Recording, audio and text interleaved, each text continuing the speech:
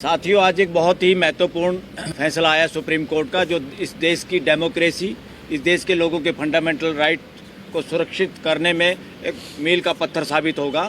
Supreme court ने ये कहा है कि भाई लोगों का right to information, right to expression वो बड़ी चीज़ है, उसको ख़त्म नहीं किया जा सकता।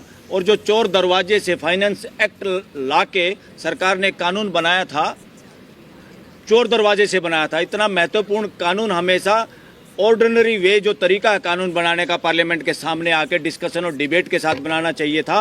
उसको फाइनेंशियल बिल की तरह पेश किया गया। ये डेमोक्रेसी की हत्या और चोरी की है। सरकार इस मामले में अपराधी है, सत्ता पक्ष। और इस फैसले से क्या बताया सुप्रीम कोर्ट ने, इसका सार क्या है? इसका सार ये है, ये जो काम किया है ये असंवैधानिक किया है। ये सत्ता पक्ष में जो बैठे हुए लोग वो संविधान को मानते नहीं, और सत्ता पक्ष के सारे फैसलार, इवन अटॉर्नी जनरल या वो सरकारी वकील जो सलाह देते हैं सरकार को देश के पैसे से, जिनका घर चलता है, उन्होंने अपराध किया है देश की जनता के साथ धोखा करके, गलत सलाह देके और अपनी सरकार के हिसाब से रबड़ स्टैंप बन के जो काम किया है। इवन कोर्ट को भी गुमराह करने की इन लोगों ने कोशिश की है। वो अनकॉन्स्टिट्यूशनल है, वो देशद्रोह एक तरह से इन लोगों ने देशद्रोह का काम किया है।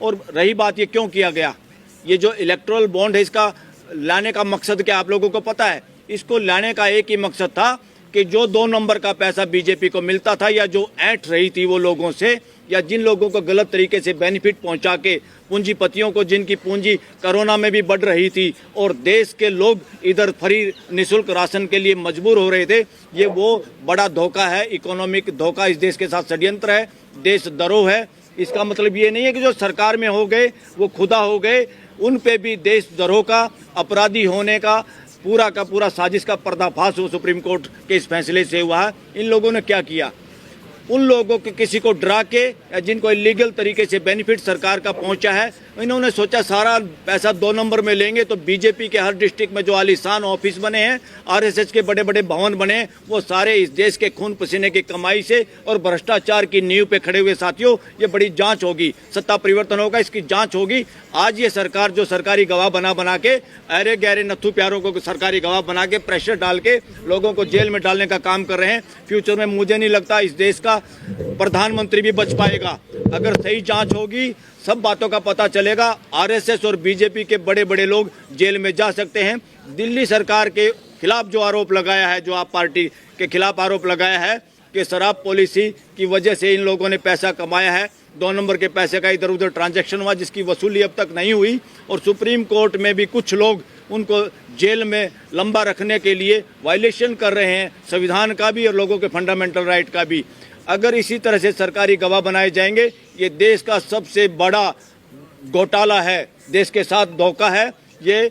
वहाँ तो मेरे ख्याल में पता नहीं कितने करोड़ की बात कर रहे हैं शराब पॉलिसी में, तो असली पॉलिसी इलेक्ट्रल बॉन्ड पॉलिसी जो लेके आए हैं इस देश के साथ, 15 हज़ार करोड़ का मामला नहीं है, उससे कई गुना 2 नंबर का पैसा भी साथ साथ आया है। यानी 1 नंबर के साथ साथ 2 नंबर का भी बहुत पैसा आया है। अगर सही जांच होगी तो मेरे ख्याल में बहुत जो बड़े बड़े चेहरे हैं देश में, जो अपने आप को सुशासन और भ्रष्टाचार मुक्त और भ्रष्टाचार विरोधी और गारंटी शब्द और सबको भ्रष्टाचार के खिलाफ लड़ाई करने वाले जो प्रोदा कह रहे हैं, वो सबसे बड़े षड्यंत्रकारी, देशद्रोही और अपराधी साबित होंगे देश में फ्यूचर में।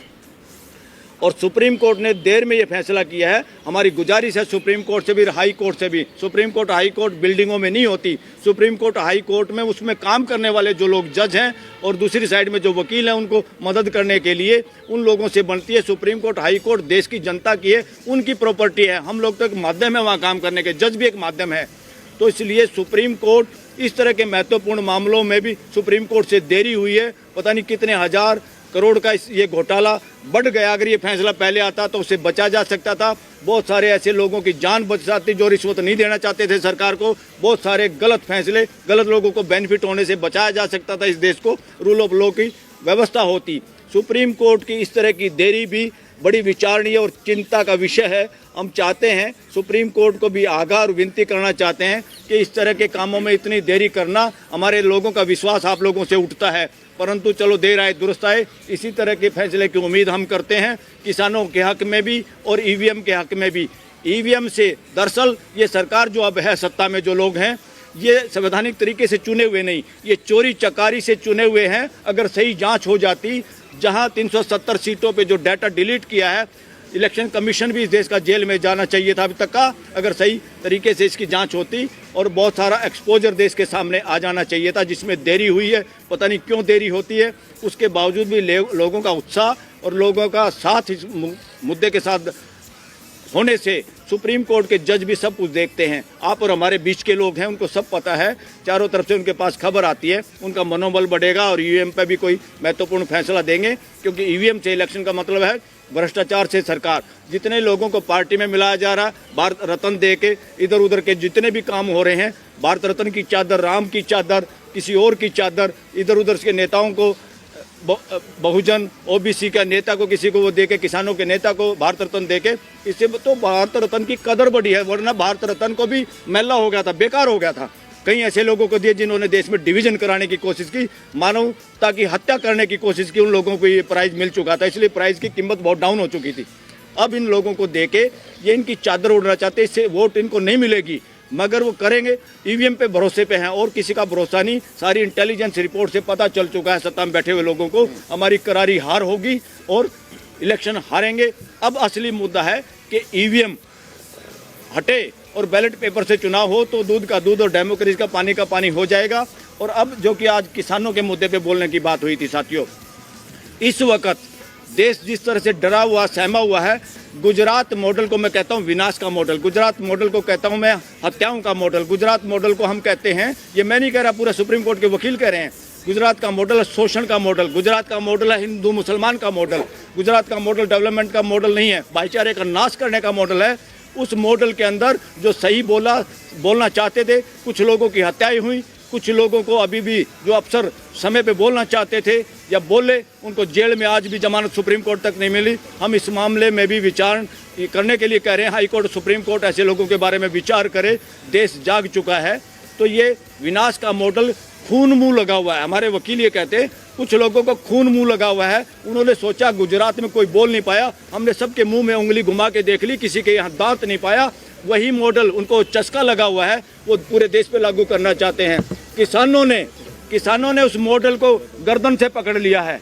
अब किसान खाली अपनी मांगों के लिए नहीं लड़ रहे हैं, किसान इस देश के मौलिक, हर नागरिक के मौलिक अधिकारों की बात कर रहे हैं, राइट टू एक्सप्रेशन की बात कर रहे हैं, शांतिपूर्ण प्रदर्शन की बात कर रहे हैं। शांतिपूर्ण प्रदर्शन में कीलें गाड़ी जा रही हैं और बैरियर खड़े किए जा रहे हैं, जो कि सरकार का काम नहीं है। अपनी सड़कों को रोकना सरकार का काम नहीं है। एक तरफ है आदमी, अंतर्राष्ट्रीय कानून भी लोगों को फ्री, और जिसमें इंडिया ने साइन किए हुए हैं कि इस तरह के प्रदर्शन करने पे कोई पाबंदी नहीं होगी। मेरा तो किसानों से भी निवेदन है, कोई अरे गहरे नत्थु प्यारे मंत्रियों से चंडीगढ़ में बात करने की जरूरत नहीं है, इनमें कोई दम नहीं है। इशारा दिल्ली से होता है, ये आप लोगों का समय बर्बाद करने के लिए है। दिल्ली किसी के बाप की नहीं है, दिल्ली में आओ, दिल्ली से कम में इनके साथ कहीं बात नहीं करो। दिल्ली प्राइम मिनिस्टर की नहीं है, दिल्ली चीफ जस्टिस की नहीं है, दिल्ली हमारी नहीं है, इस पूरे देश की दिल्ली है। शांतिपूर्ण तरीके से दिल्ली में आओ, यातायात का कानून का फॉलो वो लोग कर रहे हैं, कोई हिंसा नहीं कर रहे। और उन पर ड्रोन छोड़ना, आंसू गैस छोड़ना, पैलेट, वो प्लास्टिक की गोलियां उनके मार के इंजरी करना, इसमें अपराध में शामिल है। हरियाणा सरकार भी शामिल है और भारत की सरकार भी शामिल है। इसमें जो भी प्रशासनिक अधिकारी हों, इवन मंत्री संतरी हो, इन सब के खिलाफ FIR दर्ज होनी चाहिए। ये अपराधी लोग हैं, ये संविधान को फॉलो नहीं कर रहे, किसान संविधान को फॉलो कर रहे हैं। इसलिए पूरे देश के लोगों से विनती है, किसानों की मदद करो। अब किसान खाली अपने MSP के लिए नहीं लड़ रहा, किसान उस बात के लिए लड़ रहा है जहां रूस के जार से देश के किसान और मजदूर लड़े थे और धराशायी किया था उन बदमाशों को। किसान उस बात के लिए लड़ रहे हैं जो फ्रांस में लड़नी पड़ी थी देश की, दुनिया के लोगों के फंडामेंटल राइट के लिए। किसान उसलिए लड़ रहा है जो जर्मनी में हिटलर के खिलाफ लड़ाई लड़के उसको नेस्तानबूद किया था, जिसने माइनॉरिटी और समाज में बंटवारा करके लाखों लोगों को गैस के चैम्बरों में मरवा दिया था। चौथा पांचवा नाम अगर देश में आएगा किसी तानाशाह का, वो फ्यूचर में होगा इस देश के प्राइम मिनिस्टर नरेंद्र मोदी का नाम। उसी तरह का, उसको लोगों की बात सुनना पसंद नहीं, उसको अपनी अकड़, उसकी सारी की सारी कैबिनेट गुंगों की है, नपुंसक लोगों की है। बीजेपी के लोगों से भी निवेदन है, मेजोरिटी में अच्छे लोग हैं, RSS में मेजोरिटी में अच्छे लोग हैं, वो बोलें और तानाशाही करने वालों को गर्दन से पकड़े, उनको खुड्डे लाइन लगाए। थैंक यू वेरी मच साथियों।